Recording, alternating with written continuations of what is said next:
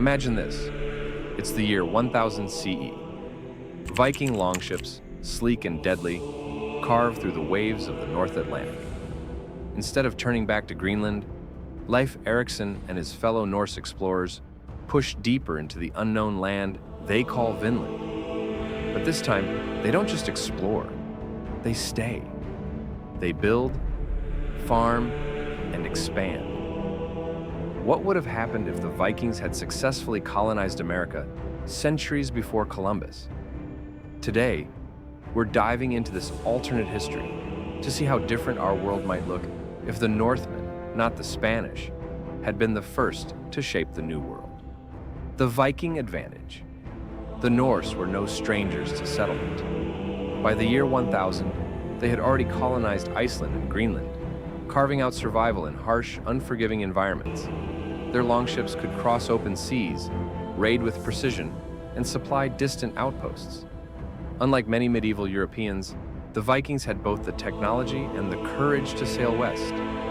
In fact, archaeology proves they reached Newfoundland, Canada, around the year 1000. The site at Lanceau Meadows still holds the remains of their short-lived settlement. But why did history record only a fleeting Viking footprint instead of centuries of domination? Harsh winters, limited resources, and fierce resistance from indigenous peoples forced them to abandon Vinland. Yet in our alternate timeline, the Vikings adapt, survive, and thrive. A lasting settlement in Vinland. If the Vikings had managed to establish a permanent colony, the first transformation would have been cultural. Farming, hunting, and trading would anchor their settlement, while their skill in shipbuilding kept supply lines open to Greenland and Iceland. Over time, Vinland could have become the bridge between the old world and the new. Centuries before Columbus, Norse colonies would not have remained isolated. The Vikings were traders as much as they were raiders. Just as they carried silk from the Middle East to Scandinavia, they would have carried timber, furs, and new crops from America back to Europe. This constant exchange could have reshaped medieval economies far earlier than the Columbian Exchange of the 15th and 16th centuries. Clash and cooperation with native peoples. One of the greatest unknowns is how the Vikings would have interacted with the indigenous peoples of North America. In reality, their encounters were tense and violent. The sagas describe clashes with the Skraelings, a Norse term for the natives. In our scenario, if the Norse learned to cooperate, alliances and trade could have blossomed. The Vikings prized resources like furs, which indigenous tribes had in abundance. In return, the Norse could offer metal tools, weapons, and shipbuilding knowledge. Such partnerships might have created a blended society, part Norse, part Native American, fusing European seafaring with deep indigenous knowledge of the land. But if cooperation failed, endless cycles of conflict could have drained the colony before it grew strong enough to flourish. The domino effect on Europe. If Vinland thrived, its very existence would have altered European history. By the 1100s, word of a fertile land across the Atlantic would have spread through Norse networks into Europe. Imagine medieval kings learning about a Western continent centuries earlier. The Crusades, the rise of powerful kingdoms, even the Black Death might have unfolded against a backdrop where a new world was already known and connected. Economically, this would have been huge. Europe's hunger for resources like timber, farmland, and trade routes could have been satisfied earlier. The age of exploration might have begun in the 12th century instead of the 15th. Spain and Portugal would not have had a monopoly on New World discoveries, because the Norse would have gotten there first. Religion and culture. Across the Atlantic, religion adds another fascinating twist. The Vikings of Leif Erikson's era were caught between Old Norse paganism and the spread of Christianity. A permanent colony in Vinland might have carried both traditions into America.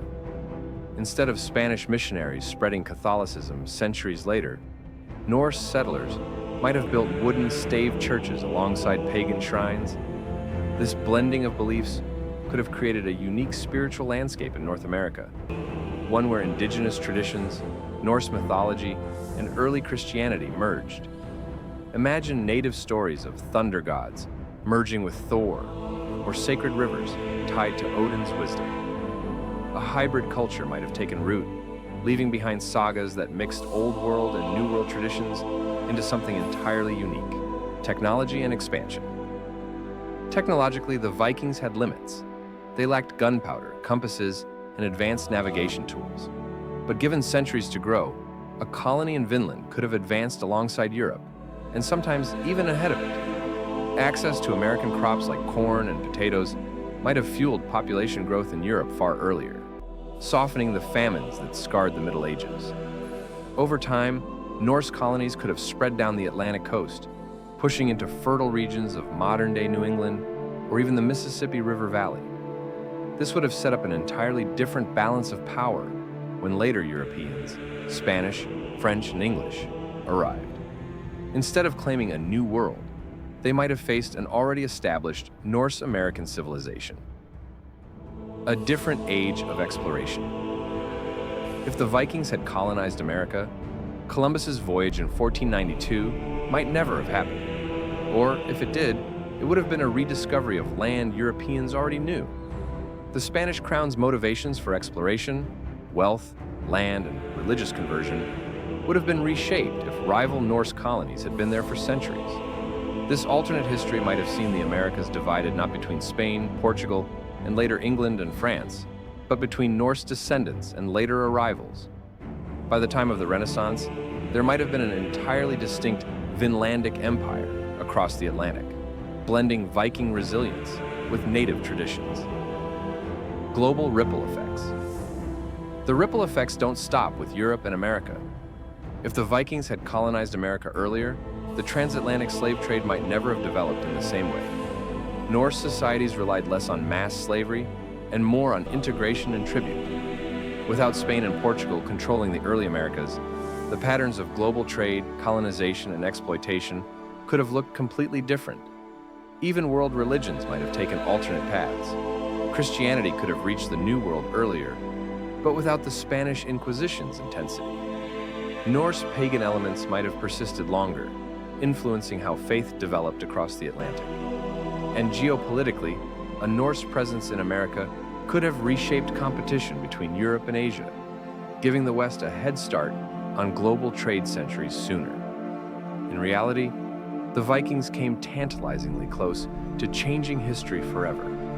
They reached America, they built settlements, and they dreamed of a western frontier, but they couldn't hold it. Yet in our alternate world, where they endured, we see a North America shaped not by Columbus and conquistadors, but by Norse longships and wooden halls. Had the Vikings colonized America first, the entire timeline of global history would have shifted.